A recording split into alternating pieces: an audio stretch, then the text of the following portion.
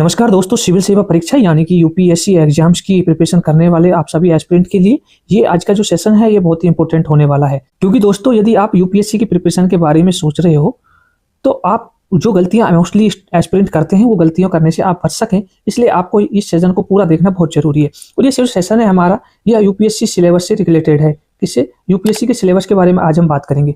होता क्या है दोस्तों कि मोस्टली एस्पिरेंट क्या करते हैं कि मार्केट से बहुत सारी बुक्स उठा लाते हैं और बुक्स को पढ़ना शुरू कर देते हैं बिना अपने सिलेबस को जाने या समझे और बिना कोई योजना को या उसकी संरचना को बनाए। ये सबसे बड़ा मिस्टेक करते हैं आज के समय में एस्पिरेंट। सबसे बड़ी गलती होती है ये यूपीएससी एस्पिरेंट की। इसलिए दोस्तों सिलेबस को समझना और उसको जानना पढ़ना हमारे लिए बहुत इंपॉर्टेंट होता है। क्या है कि यूपीएससी का एग्जाम से जो क्या है दोस्तों, वो एक तरह से क्या है, खेल है। क्या है? खेल। एक तरह से गेम है। ठीक है, कौन सा गेम? एक चक्रव्यूह का गेम, या एक तरह से कहें कि हम शतरंज के खेल की तरह है। और माना जाता है कि हमारा जो यूपीएससी का एग्जाम है हमारे देश का सबसे बड़ा एग्जाम है में से एक है और सबसे टफेस्ट एग्जाम्स में माना जाता है। ये एक तरह से यूपीएससी को क्लियर करना, फाइट करना या क्रैक करना अपने आप में ऐसा है जैसे कि एवरेस्ट पे फतेह करना। तो जब इतने बड़े लक्ष्य की ओर हम कदम बढ़ा रहे हैं, अपना उसकी ओर पढ़ाई करने जा रहे हैं, तो हमारे लिए जरूर होता है कि राइट डायरेक्शन में हम चीज़ों को समझें और करते हुए चलें। क्योंकि दोस्तों शुरुआत ही अगर गलत हो गई आपकी तो क्या है कि आपका अंत भी गलत होगा। क्या होगा? अंत भी आपका गलत ही होगा। इसलिए बहुत जरूरी हो जाता है आपको सिलेबस को समझना यूपीएससी के को, क्योंकि ये यूपीएससी का सिलेबस है दोस्तों, यही आपकी सफलता का आधिकारिक ब्लूप्रिंट है। तो बने रहिए हमारे साथ और आगे बढ़ते हैं, बात करते हैं। आगे बढ़ने से पहले दोस्तों आप सभी का स्वागत है हमारे कनीनवार क्लासरूम चैनल पर। और मैं आपको बता दूं कि ये चैनल हमारा ये एनसीईआरटी की बुक्स पर आधारित है। यहाँ पर हम आपको सारी एनसीईआरटी की बुक्स जो भी आपकी यूपीएससी के एग्जाम्स, आरपीएससी, यूपीपीसीएस के एग्जाम्स के लिए और सीबीएसई आरबीएसई बोर्ड्स में जो ऑलरेडी प्रेफर की ही जाती हैं, सबके लिए इंपॉर्टेंट होने वाली हैं सारी क्लासेज जो भी आएंगी आपकी एनसीईआरटी किताबों की। कौन सी एनसीईआरटी किताबें? हिस्ट्री की हो गई, आपकी साइंस हो गई, और ज्योग्राफी की, पॉलिटी, इकोनॉमी, सोशलॉजी की सारी किताबों को हम आपको क्लास 6 से लेकर के 12th तक कवर कराएंगे एक एक करके। ठीक है, तो इस चैनल को आप सब्सक्राइब कर सकते हैं, आपके लिए बहुत इंपॉर्टेंट होगा। ठीक है, अब बात करते हैं हम यूपीएससी के सिलेबस को बिल्कुल बेसिक से, जीरो से। होता क्या है दोस्तों कि ये परीक्षा है ना, इसके 3 ढांचा होता है, त्रिस्तरीय ढांचा होता है। बीच में पहला होता है दोस्तों प्रारंभिक परीक्षा, जिसको प्रीलिम्स बोलते हैं। क्या बोलते हैं? प्रीलिम्स। और दूसरा होता है प्रधान परीक्षा होती है, जिसको हम मेंस बोलते हैं। ठीक है, मेंस। इसी मेंस के अंतर्गत लिखित पेपर होता है इस मेंस का, और एक साक्षात्कार भी इसी के अंतर्गत आता है, जिसको इंटरव्यू बोलते हैं। क्या बोलते हैं?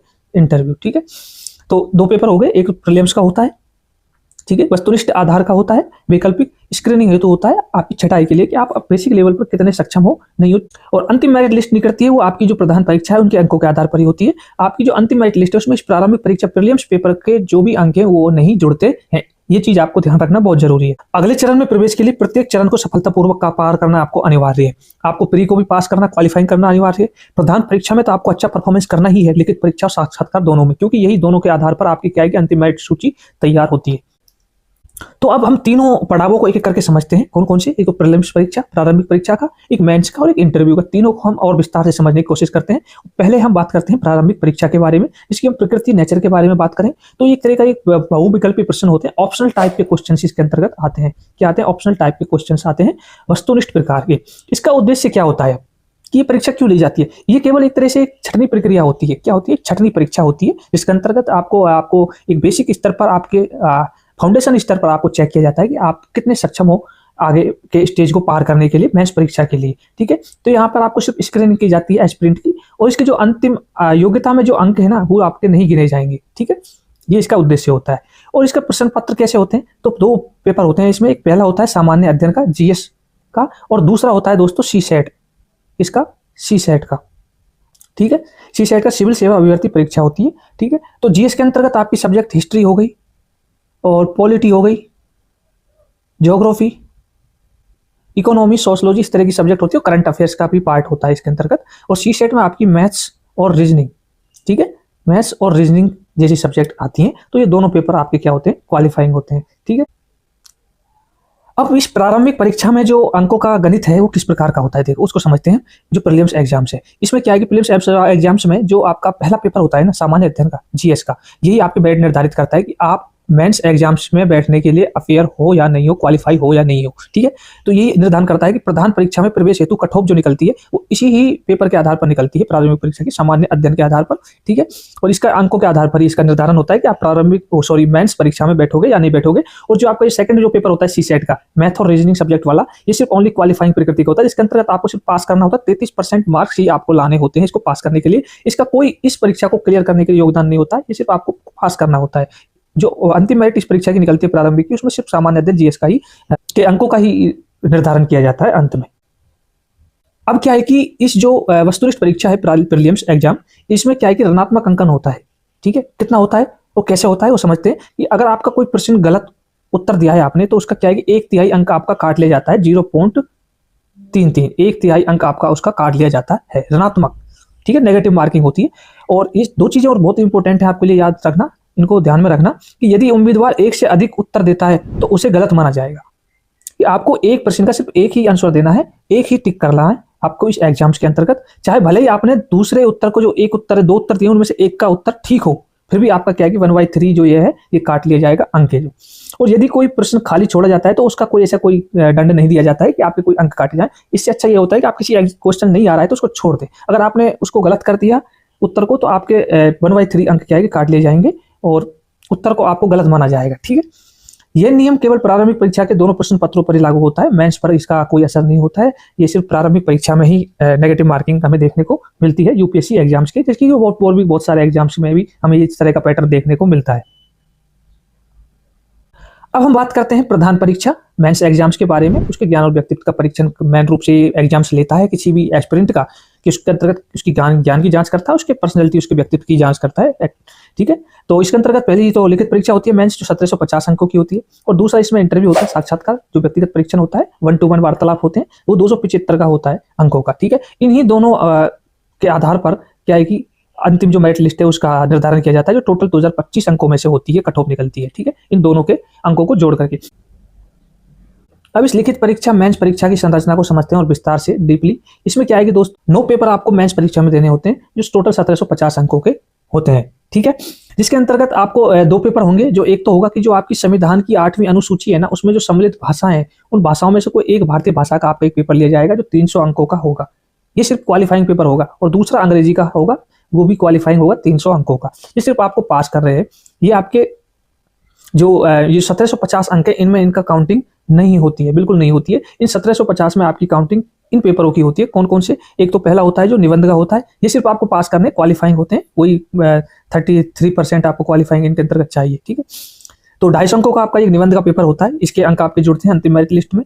और दूसरे प्रश्न पत्र 2 से और 5 तक जो प्रश्न पत्र हैं, कुल मिलाकर कहें कि GS 1, 2, 3, 4 के जो अंक हैं वो 1000 टोटल अंकों के होते हैं। ये 4 पेपर, जो 250 अंकों का प्रत्येक पेपर होता है। ठीक है, और उसके बाद में फिर एक आपका पेपर होता है, 2 पेपर होते हैं आपके वैकल्पिक विषय के, जो आपकी ऑप्शनल सब्जेक्ट होती है। आप अपनी जो जिस सब्जेक्ट में आपकी रुचि है, या फिर जो सब्जेक्ट आपकी है, आपके बैकग्राउंड एकेडमिक सीजन में रही है, उसको आप चूज कर सकते हैं। उसके 2 पेपर होते हैं, जो दोनों पेपर 500 अंकों के होते हैं।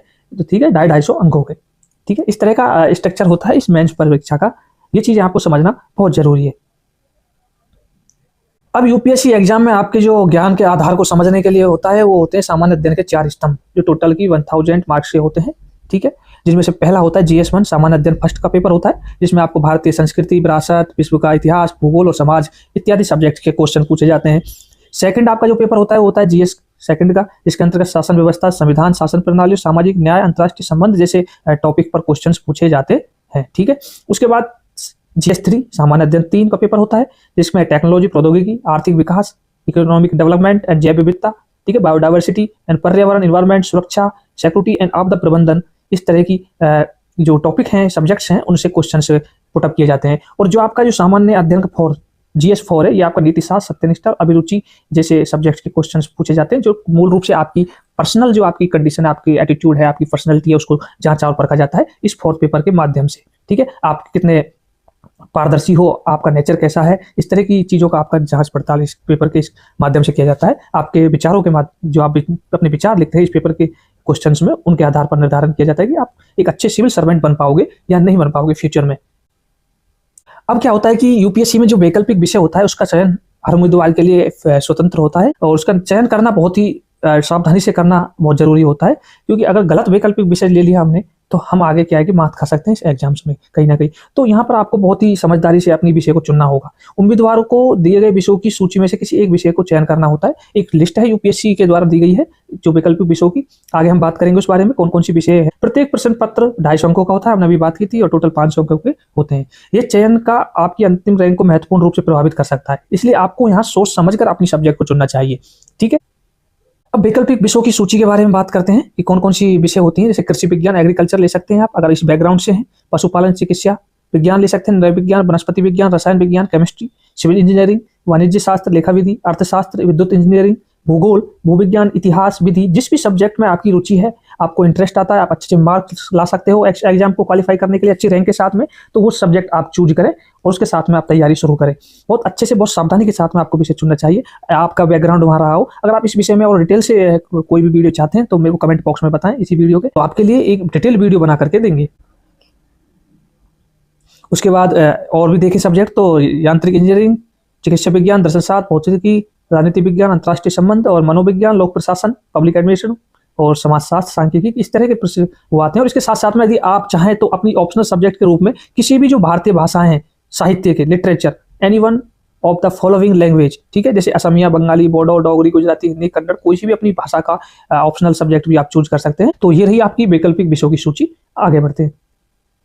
अब एक बहुत बड़ा डाउट होता है यूपीएससी की प्रिपरेशन करने वाले एस्पिरेंट के मन में कि आपका माध्यम क्या होना चाहिए, किस माध्यम से एग्जाम की हम तैयारी करें। देखो, इस पर हम एक डिटेल वीडियो भी आगे बना सकते हैं और आपसे डिस्कस कर सकते हैं।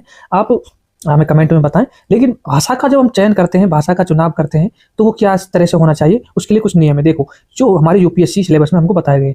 देखो, उम्मीदवारों को संविधान की जो 8वीं सूची में शामिल भाषाएं हैं, जो भी भाषाएं हमारी संविधान की 8वीं सूची में शामिल है, वो भाषाएं और अंग्रेजी में उत्तर देने का विकल्प होता है। कोई मराठी है, मराठी में दे सकता है, बंगाली बंगाली में दे सकता है, असमिया में दे सकता है, असमी, और हिंदी में देना चाहे तो हिंदी में, अंग्रेजी में देना चाहे तो अंग्रेजी में दे सकता है। इस तरह से आपको ये उत्तर लिखने के, अपने विचारों को अभिव्यक्त करने के लिए माध्यम आपकी भाषा के हैं। ये विकल्प अर्यक प्रश्न, भाषा प्रश्न पत्रों के और के, जो अभी हमने बात की थी पिछले स्लाइड पर, कि जो आपकी दो पेपर्स होते हैं मेंस के अंतर्गत क्वालिफाइंग, एक तो आपकी 8वीं सूची में सम्मिलित जो भाषाएं हैं और दूसरा आपका अंग्रेजी का, उनको छोड़ करके बाकी सभी प्रश्नों के उत्तरों के लिए उपलब्ध होता है कि आप किसी भी लैंग्वेज में दे सकते हो। ठीक है, और सबसे इंपॉर्टेंट नोट है आपके लिए कि यदि उम्मीदवार चाहे तो केवल तकनीकी शब्दों का विवरण, जैसे कि आप कोई आंसर लिख रहे हो किसी यूपीएससी मेंस एग्जाम्स में, किसी भी GS1 या GS2 या GS3 के, तो आप अगर वहाँ हिंदी भाषा का यूज कर रहे हो, हिंदी में लिख रहे हो, तो आप किसी टेक्निकल शब्द को क्या है कि इस तरह से कोष्टक में लिख सकते हो, उसको इंग्लिश में, ठीक है, समझाने के लिए इतना आप कर सकते हो। लेकिन ज़्यादा आपको इंग्लिश का यूज नहीं करना अगर आप हिंदी में अपने एक्सप्रेशन कर रहे हो चीज़ों का। ठीक है, ये आपके लिए अलाउ होता है, इससे ज़्यादा आपको नहीं करना है। ये चीज़ आपको ध्यान रखना बहुत जरूरी। अब अंतिम जो चरण होता है आपका, मैंने कहा कि 3 ढांचे होते हैं, 3 स्टेप होते हैं इस परीक्षा को पास करने के, यूपीएससी एग्जाम्स को IAS, IPS या IRS बनने के लिए। तो उनमें से जो अंतिम चरण है, पहला था हमारा प्रारंभिक परीक्षा प्रीलिम्स, दूसरा मेंस और तीसरा अंतिम जो है व्यक्तित्व परीक्षण, जिसको साक्षात्कार इंटरव्यू बोलते हैं। अब ये जो इंटरव्यू है ये 275 अंकों का होता है टोटल। ठीक है, ये केवल ज्ञान का परीक्षण नहीं बल्कि सार्वजनिक सेवा में एक करियर के लिए उम्मीदवार की व्यक्तिगत उपयुक्तता का आकलन है। ठीक है, एक तरह से क्या है कि आदमी की व्यक्तिगत परीक्षण किया जाता है उसका, कि वो उसका स्वभाव, उसका नेचर, उसकी पारदर्शिता, उसकी ईमानदारी, लॉयल्टी, ठीक है, किस प्रकार की है, इन सभी की जांच पड़ताल की जाती है और बोर्ड मेंबर्स के सामने बैठ करके क्वेश्चंस के जवाब दिए जाते हैं। मौखिक साक्षात्कार होता है। ठीक है, साक्षात्कार के लिए कोई न्यूनतम अंक नहीं है, प्राप्त अंक सीधे लिखित परीक्षा के अंकों में जोड़े जाते हैं। जो भी आप जितने भी आप अंक यहाँ से प्राप्त करते हैं वो डायरेक्टली आपके मेंस एग्जाम्स के अंकों के साथ में कोरिलेट कर दिए जाते हैं, जोड़ दिए जाते हैं, और उन्हीं के आधार पर आपकी जो अंतिम मेरिट सूची है वो आधारित होती है, उसका निर्धारण होता है। ठीक है, यह तक हमने समझा तीनों स्टेप्स के बारे में इस एग्जाम्स के। अब हमने क्या क्या समझा, हमने प्रारंभिक परीक्षा के बारे में समझा, अंतिम मेरिट में इसके अंक नहीं जुड़ते हैं, सीसेट पेपर जो आपका क्वालिफाइंग होता ही है 33% का। ठीक है, और प्रधान परीक्षा के बारे में हमने जाना, उसकी भाषा के प्रश्न पत्रों के बारे में जाना, भारतीय भाषा और अंग्रेजी है, उनके अंक मेरिट में नहीं जुड़ते हैं। जो हमारी ये 2 पेपर होते हैं भारतीय भाषा के और अंग्रेजी भाषा के, इनके अंक मेरिट इस मेंस एग्जाम्स में नहीं जुड़ते हैं। ठीक है, ऋणात्मक अंकन होता है वो केवल प्रारंभिक परीक्षा के लिए होता है, मेंस एग्जाम्स के लिए बिल्कुल भी नहीं होता है। माध्यम जो होता है वो योग्यता क्रम के सभी प्रश्न पत्र एक ही भाषा 8वीं सूची में से कोई भी एक भाषा में लिखे जाने चाहिए। आपको अगर आप क्वेश्चंस लिख रहे हो मेंस एग्जाम्स के, तो आप 8वीं सूची में जो भी भाषा है उनके आधार पर और अंग्रेजी भाषा का आप चयन कर सकते हो लिखने के लिए, अपने विचार रखने के लिए। संरचना स्पष्ट है। अब रणनीति का समय है दोस्तों, और आप सिर्फ आपने सिलेबस के बारे में जान ही लिया। ठीक है, एक बेसिक अंडरस्टैंडिंग आपने समझ ही ली यूपीएससी के सिलेबस के बारे में।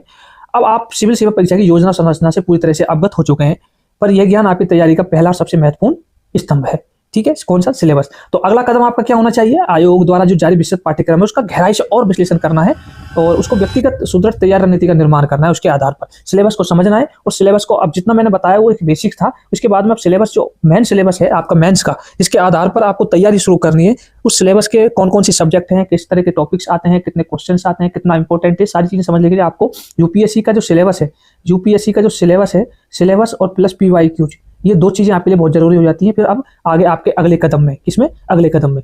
तो अब बने रहिए दोस्तों, आपकी यात्रा के लिए शुभकामनाएं बहुत बहुत, और इसी तरह की वीडियो आपके लिए आती रहेंगी, बने रहिए हमारे साथ में। ठीक है, थैंक यू फॉर वॉचिंग। आप सभी को बहुत बहुत धन्यवाद इस वीडियो को देखने के लिए। और हमारे, अगर आप टेलीग्राम चैनल से जुड़ना चाहते हैं कन्वीनर क्लासरूम के, तो आप वहां से जुड़ सकते हैं। ठीक है, आपको लिंक डिस्क्रिप्शन में मिलेगा। और साथ साथ में अगर आप हमारे साथ कोई भी आपका क्वेश्चंस, डाउट या क्वेरीज हो, तो हमारे आप कन्वीनर डिस्कशन से जुड़ सकते हो, ग्रुप से जुड़ सकते हो, टेलीग्राम ग्रुप से। ठीक है, जो इसी चैनल के अंतर्गत आपको मिलेगा, जहां पर आपको डेली लर्निंग और इंटरेक्शन मिलेंगे, नोट्स और अपडेट्स के बारे में जानकारी मिलती रहेगी। तो चैनल को सब्सक्राइब करें। वीडियो पसंद आई हो तो दोस्तों वीडियो को लाइक करें। जय हिंद।